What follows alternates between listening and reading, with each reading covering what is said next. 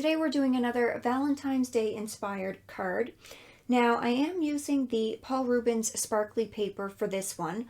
I'm actually using the back side of this because I did a live stream where I did a heart like this and we did some loose roses and some petals to kind of create the shape of the heart.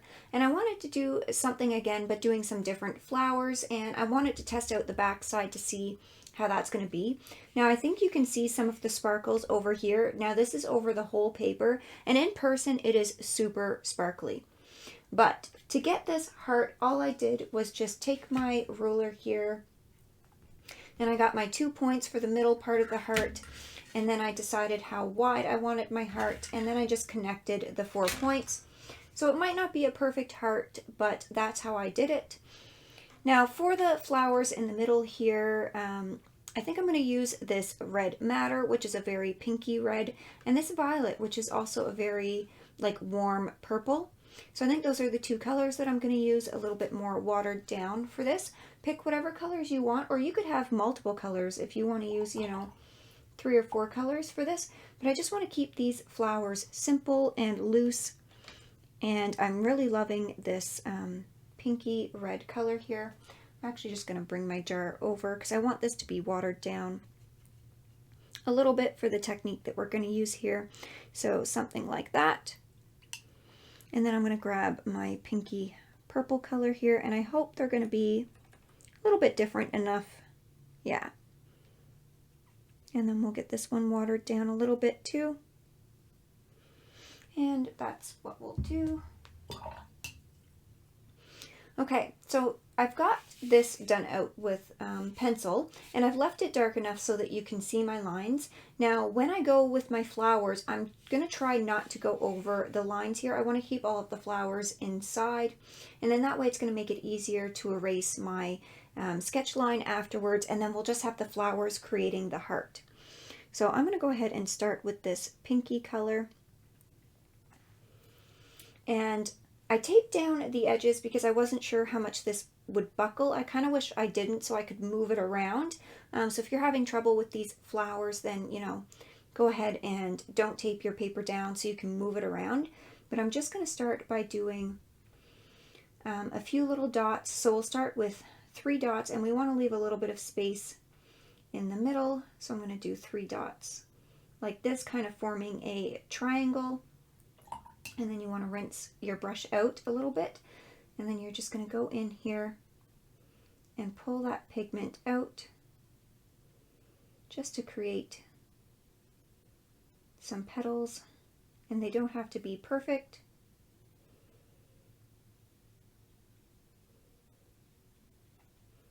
And I am leaving some lines at the end of them. You could make them like perfectly formed petals. Okay, and then we'll just do a couple more dots here, maybe one here and one here. And then again, we'll just rinse our brush out and pull those out.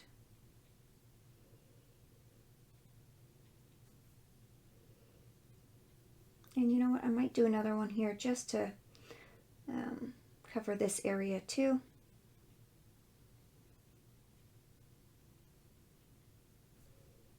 And then I may even just come back in and just drop a little bit more pigment. And just bring them a little bit closer to the center. And then we'll see how that dries. And then I'll grab this purple one, and then maybe I'll do, instead of doing 6 even ones, I think I want to do 5, so we'll do 1, 2, 3, 4, 5 kind of. So I'm just dropping that pigment down. I don't want it to be too even. And then I'll rinse my brush out a little bit. And again, just pull them out and create some petals.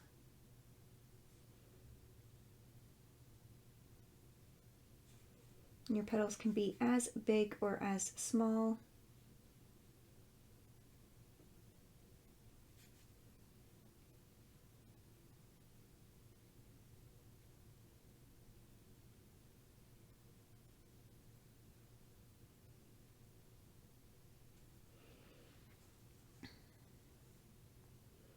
Might even get to, oh, that's not the right color.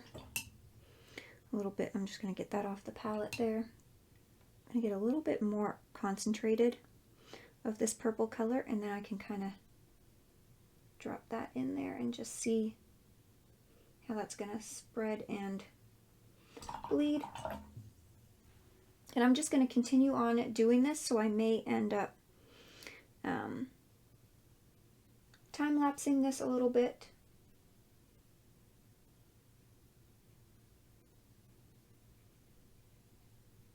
Just speeding this up a little bit because it's really going to be the exact same thing here.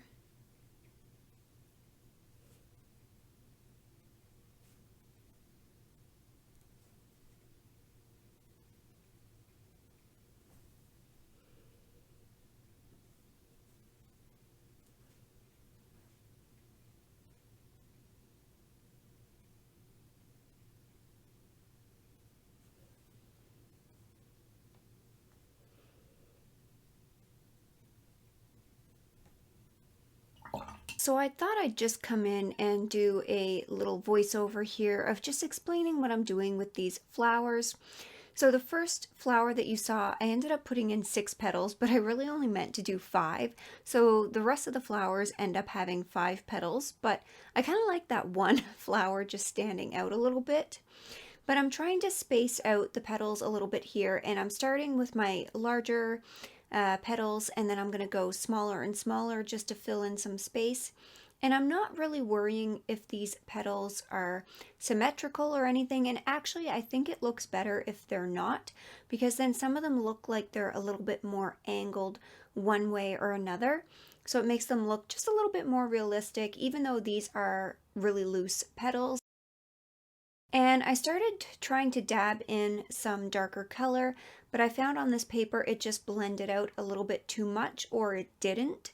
So some of the purple ones were standing out a little too much, so I just went with some flat flowers afterwards. But I kind of like the technique of putting the 5 little dabs of color down so you sort of know where your petals are coming off from, so you don't end up doing 3 or 4 and then you don't have room for your 5th one. Now you could of course do however many petals that you want for these flowers, but I chose 5. And I like that I kept it simple with these 2 colors, so a very nice rosy pink and then a little bit of a warmer purple color, and I think they really go well together and complement each other.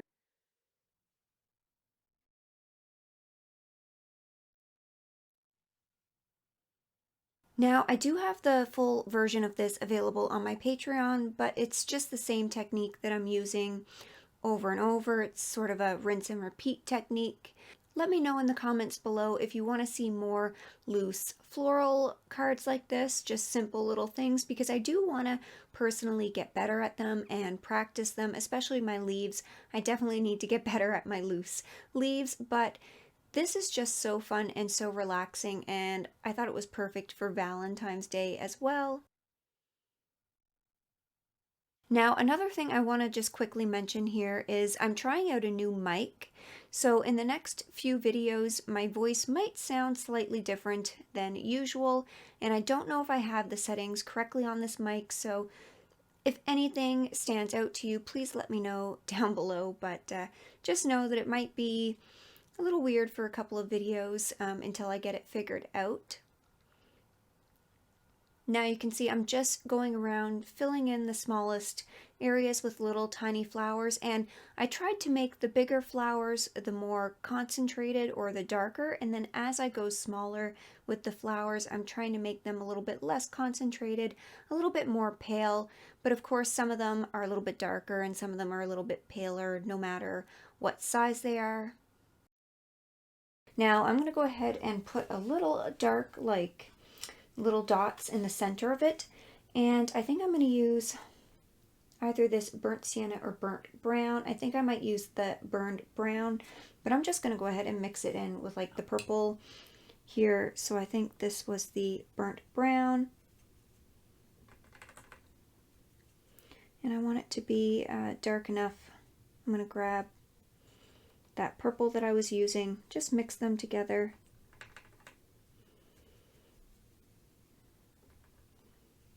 And I do want this to be pretty dark, so I may take a little bit of the black that's in this palette. I don't normally grab blacks, but if you have, you know, a neutral tint or a Payne's gray or something that you like, then go ahead and use that. But I just want a very dark color like this. It doesn't have to be completely black. And I'm just using my size 8 brush for this, but you can use whatever size you have. And I'm going to start a little bit more concentrated for the bigger ones, and then for the little ones we'll just do more watery. And I'm just going to do a few little dots in here just to indicate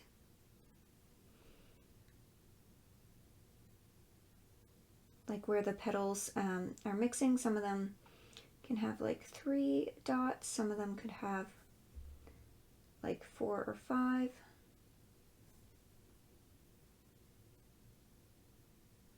Just to have a little bit of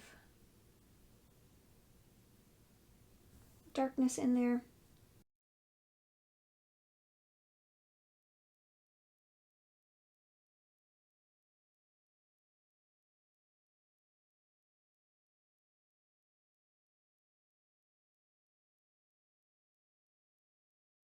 And the last thing to do for this would be just to take your kneaded eraser. Be very careful as you're coming along here.